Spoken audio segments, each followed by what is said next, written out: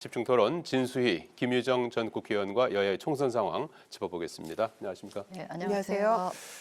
자, 이 한강벨트가 선거구가 모두 한 13개 정도 이렇게 돼 있고요. 현재는 용산을 제외하고 민주당이 이제 현역 의원으로 있는 민주당이 초강세를 보인 그런 지역입니다. 그래서 이번에 여야 모두 이제 민주당은 이제 사수, 국민의힘은 이제 탈환 이렇게 하면서 국민의힘 같은 경우에는 이제 뭐 다선이라든지 장관을 지낸 그런 이제 중량감 있는 인물들을 내세웠고, 민주당은 정권하고 좀 대립각을 세웠던 뭐 전현희 권익위원장이라든지 이런 분들을 이제 내세워서 임하고 있는 그런 상황이에요. 두 분께서는 어느 지역을 좀 가장 눈여겨보고 계시나요? 저는 제가 그 최대 격전지로 꼽은 데는 중성동 갑 지역입니다. 원래 거기 네, 제가 거기 하셨잖아요. 지역에 4년 전에 출마를 했다가 참패했던 지역인데요. 예. 그 지역에 이제 국민의힘에서는 윤희숙 후보, 그다음에 민주당에서는 임종석 전 실장 갖고 말이 많았습니다만 최종적으로는 전현희 전 권익위원장이 후보가 되셨는데, 두 분 다 그 지역에 연고는 없으세요. 없는 후보 둘을 전략 공천으로 양당 공이 그렇게 이제 공천을 한 지역이라서, 그리고 이제 중량감은 두 후보 다 있고요. 네. 또 여성이면서 약간 그 전투적인 기질도 좀 있으신 이런 후보 둘이 맞붙는 지역이라서 네. 제가 관심을 갖기도 하고, 최근에 보도되는 여러 이 지표들이나 여론조사들을 여러 가지를 보면 계속 그 오차범위 내에서 각축전을 벌이고 있는 양상이라서 저 지역이 굉장히 저 개인적으로는 관심을 갖고 지켜보는 지역이고요. 한 군데 더 선택을 하라면 그 동작을 군데요. 나경원 의원이 출마를 하고 있고, 거기에 민주당에서 류사명 그 경찰 총경, 출신 후보. 전 총경. 네네. 그래서 아마 저 지역에 어제 이재명 대표도 막 가신 걸 보면 당 차원에서 저기를 전략적으로 집중 지원할 모양이구나라는 생각을 들게 해서 저 지역도 제가 관심 갖고 보고 있습니다. 예. 전현희, 윤희숙, 유사명, 나경원 요 두 군데 지역을 좀 꼽아주셨습니다. 네, 통상 한강벨트에서 이제 방금 진현님 말씀하신 그 두 지역 많이 예로 드는 것 같고요. 또 한 군데 들자면 이제 광진을 고민정원하고 오신환 의원, 이제 오차범위 내다 아니다 뭐 여론조사마다 조금씩 차이는 있는 것 같아요. 거기도 이제 오세훈 시장의 대리인격으로 이제 오신환 의원이 온 거라서 거기도 이제 귀추가 좀 주목된다고 볼 수 있을 것 같고요. 제가 주목하는 부분은 이제 영등포 갑입니다. 영등포 갑. 김영주 전 국회 부의장이 이제 지역구 3선을 했던 지역이고요. 거기에 지금 이제 탈당해서 국민의힘으로 금세 가버리셨죠. 한때 한솥밥을 먹던 분들끼리 이제 국민의힘 후보가 됐고, 민주당에서는 이제 구청장을 지냈던 최현일 후보가 공천을 받았기 때문에 이 지역은 이제 1988년에 새로 신설된 지역인데 민주당과 또 국민의힘 계열의 당이 좀 번갈아서 했어요. 그리고 2008년에 전용욱 의원이 됐고 2012년부터는 쭉 이제 김영주 의원 또 민주당에서 이제 강세 지역이었는데, 과연 김영주 의원의 어떤 인물이나 능력을 보고 유권자가 선택을 한 것이냐, 아니면은 정당에 대한 지지와 선택을 한 것이냐, 이것을 이번 선거를 통해서 좀 판가름이 날 것 같아요. 그래서 최현일 구청장도 뭐 영등포 구청장을 지냈기 때문에 경쟁력이 상당히 있고요. 거기다가 이제 허은하 개혁신당 후보가 나오긴 합니다만 삼자 구도까지 갈 수 있는 어떤 그 역량을 보여줄지는 조금 두고 봐야 될 것 같고요. 각종 여론조사에도 지금 영등포 갑에 대한 얘기는 나오고 있지 않아서 아직 뭐라고 섣불리 예측은 못하겠습니다만은 이 지역도 뭐 탈당해서 곧바로 국민의힘 간 과거 민주당 식구와의 대결이기 때문에 이 지역도 상당히 눈여겨볼 지역인 것 같습니다. 광진을의 고민정, 오신환, 영등포 갑의 최현일, 김영주, 허은하 의원까지 요 결과도 한번 또 막판까지 뚜껑을 좀 열어봐야 될 것 같고요. 어제 민주당이 발표한 경선 결과를 이렇게 쭉 보면 이제 비명계 탈락, 또 이른바 올드보이들의 약진이 눈에 띄었다는 평가가 나오고 있습니다. 친문 핵심인 전해철 의원이 친명계 양문석 위원장과 경선에서 패했고요. 그리고 박지원 전 원장, 정동영 상임 고문이 이제 본선행 티켓을 거머쥐었습니다. 전체적으로 민주당 현역 탈락률이 한 37%, 교체율이 37%라고 합니다. 그래서 상당히 교체율은 뭐 역대급으로 이제 높은 것 같은데 내용을 보면 결과적으로 뭐 초선이나 이제 비명계 의원들이 이제 해당이 돼서 결국 좀 기득권 유지가 된 것이 아니냐는 그런 비판의 목소리도 나오는데요. 어떻게 보셨습니까? 민주당은 아무래도 현역 의원 숫자가 워낙에 많다 보니까 예. 이제 교체되는 분들 숫자도 많고, 그러니까 비율도 높아진 것 같고요. 어제 저 경선 결과도 많은 분들이 그동안 봐왔던 그 비명행사, 친명행제의 그 틀에서 벗어나지 않는 예. 그 충분히 예상할 수 있었던 결과였다고 보고요.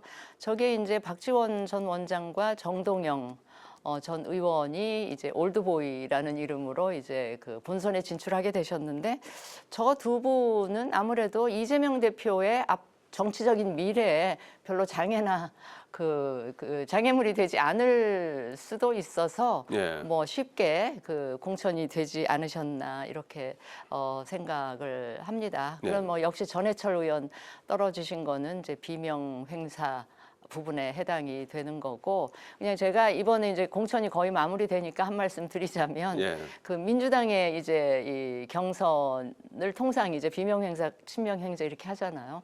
비명 행사의 상징적인 분은 저는 박용진 의원인 것 같고요. 예. 저는 그래서 이번에 민주당의 공천이 박용진으로 시작해서 박용진으로 끝난 것 같은 예. 느낌이 저한테는 있어요. 박용진 의원이 이제 기승전결이 있다면 기에 해당되는 부분이 박용진 의원 하위 10%, 예. 그다음에 결에 해당되는 부분은 최종 경선에서 패배한 그 상징인 것 같고, 친명횡재의 상징적인 후보는 저는 그 서대문 갑 지역에 청년 그 정치 오디션을 통해서 발탁된, 그런데 오디션에 떨어진 후보가 하룻밤새 횡재하듯이 이제 후보가 되셨잖아요. 예. 김동아 대장동 변호사 출신 그 후보, 그게 친명횡재의 아주 상징적인 걸로 돼서 예. 저는 이번 민주당의 이 공천은 한국 정당 공천 역사상 역대급의 개파 공천으로 기록되지 않을까 하는 생각도 하고 있습니다. 예, 신랄하게 비판을 해주셨는데 혁신 공천이냐, 비명 행사 공천이냐, 뭐 방점이 좀 다른 것 같아요. 보는 사람마다요. 뭐 당원들은 또 민주당 격렬하게 지지하고 있는 지지층에서는 잘했다, 또 혁신 공천이다 이렇게 평가하는 분도 계시고요. 또 다른 측에서는 이거 너무 심한 거 아니냐 이런 얘기하는 분도 분명히 계십니다. 예. 그렇기 때문에 지금 2월 10며칠부터 시작돼서 지금 한 달여 동안에 민주당의 이제 공천 파동이 좀 심각했었고, 그걸 바라보는 국민들의 시각에서도 민주당 공천을 더 잘못하고 있다 이런 그 비중이 높았거든요. 그러니까 뭔가 분명 잘못된 시그널이 있었던 거는 부인할 수 없는 사실이라고 생각하고요. 예. 다만 이제 이거를 어떻게 추스려서 이제 얼마 안 남은, 오늘이 D-27일인가요? 예. 얼마 안 남은 선거를 잘 이제 캠페인을 할 것인가, 이제 이 부분에 방점이 있다고 생각을 합니다. 특히 그 경선 과정에서 나타났던 뭐 투명성, 공개성 이런 것들 다 부족했다라는 것을 공동 선대위원장인 이 김부겸 위원장도 그 부분에 대해서 지적을 하고 사과도 하고 다시 이제 그 부분을 국민들 설득하고 잘 해나가야 된다 이런 얘기를 하신 바가 있거든요. 그런 네. 것들이 아마 지금 한 달여 동안의 민주당의 공천 과정을 대변하는 그런 이야기였다고 생각을 합니다. 특히 이제 탈락한 후보들 중에서도 경선 과정에서 민심과 당심 50% 50% 했을 때 민심에서 우위를 보인 후보여도 당원들 투표에서는 이제 굉장히 그 표 차이가 많이 나게 떨어지고 이런 경우가 있어서 국민들이 바라봤을 때 당에서는 잘했다고 평가를 해도 민심하고 당심의 괴리를 어떻게 네. 메꿔 나갈 것인가 이런 것들이 이제 남겨진 한 달 동안의 숙제라고 생각합니다. 네. 자, 이런 가운데 뭐 여지없이 또 막말 논란이 계속해서 이어지고 있습니다. 국민의힘 같은 경우에는 도태우 후보 대구 중남구에서 이제 공천을 받았죠. 5.18 폄훼 논란 이게 계속 지금 그 공천을 계속 유지하기로 해서 여전히 이제 논란이 일고 있고, 또 정봉주 전 의원 같은 경우에는 이 목발 경품 논란 여기에 이제 휘말려서 지금 뭐 윤리감사단에서 이제 조사를 하고 있고 해당 또 장병들에게 사과를 본인이 했다고 했는데 또 그것도 약간 이제 거짓 해명 논란에 휩싸이면서 이 문제가 또 어떻게 될까 싶기도 한데 이런 이제 막말 파문은 어떻게 보고 계시는지요? 늘 이제 총선 기간 중에 이 막말들이 전체 선거판에 영향을 주는 사례가 있었는데 네. 이번 총선도 뭐 예외 없이 지금 그런 상황이 오히려 예년보다 더 숫자상으로 더 많이 지금 번지고 있는 것 같다는 생각이 드는데 예. 지금 양당을 보면 이제 국민의힘의 경우는 도태우 후보, 그다음에 민주당의 경우는 정봉주 후보. 근데 제가 정치권에 그동안 있어본 경험에 따르면 그 욕을 혼자 먹으면 굉장히 아파요. 그래서 고치려고 노력도 하고 그러는데 지금 양당이 예. 같이 비난을 받고 있기 때문에 서로 약간 상대방은 저 상황에서 어떤 대응을 보이려나 이걸 보는 것 같아요. 예. 그래서 저는 그렇게 정치를 서로를 보고 정치를 하지 말고 국민을 보고 정치를 하면 답은 명쾌하거든요. 예. 그래서 국민의힘의 경우는 국민 눈높이를 늘 또 강조하고 계시잖아요. 그럼 국민 눈높이 생각하면 상대당이 어떻게 하든 상관없이 국민 눈높이에 맞춰서 저는 도태우 후보의 경우는 저는 공천 취소하는 게 그게 지금이라도요? 네, 국민 눈높이에 맞다고 생각을 하고요. 예. 또 민주당의 경우는 정봉주 그렇게 뭐 아끼는 하여튼 친명 후보인지는 모르겠으나 그럼에도 불구하고 정리를 하는 게 민주당의 선거에서도 도움이 되지 않겠나 그런 생각을 합니다. 예, 이재명 대표는 오늘 정봉주 전 의원의 지난 발언은 세월이 많이 지났다 하면서 이제 두둔하기도 했는데요. 지금 이제 조사를 하고 있기 때문에 사실관계 파악 그 내용에 따라서 이 공천 여부에도 좀 영향을 미칠까요? 어떻게 될까요? 우선은 그 국민의힘 같은 경우는 거의 조금 있으면 팔도를 채우게 생겼더라고요. 예. 대전의 조수연 후보, 충남의 뭐 그 성일정 의원, 뭐 친일 발언 비슷하게 이토 히로부미 발언도 있었죠. 또 부산의 장해찬 후보, 충북의 박덕흠 후보는 또 미리 당선 축하 케이크 잘랐죠. 도태우 후보 대구에 이르기까지 조금 있으면 팔도마다 다 나타나게 생겼는데 심각하죠. 도태우 후보 관련해서 내일 한동훈 위원장이 광주를 가는데 네. 광주에 가서 도대체 무슨 얘기를 할 수 있을까. 정말 부끄러운 줄 알아야 된다 이런 말씀드리고요. 빨리 정리하지 않으면 국민의힘 수도권 후보들 굉장히 힘들 거라는 생각합니다. 네. 그리고 그런 그 선거공학적인 이야기뿐만이 아니고 이거는 역사적 법적으로 평가가 끝난 이 5.18 더 이상 정말 이 폄훼하거나 이런 일 없었으면 좋겠습니다. 네.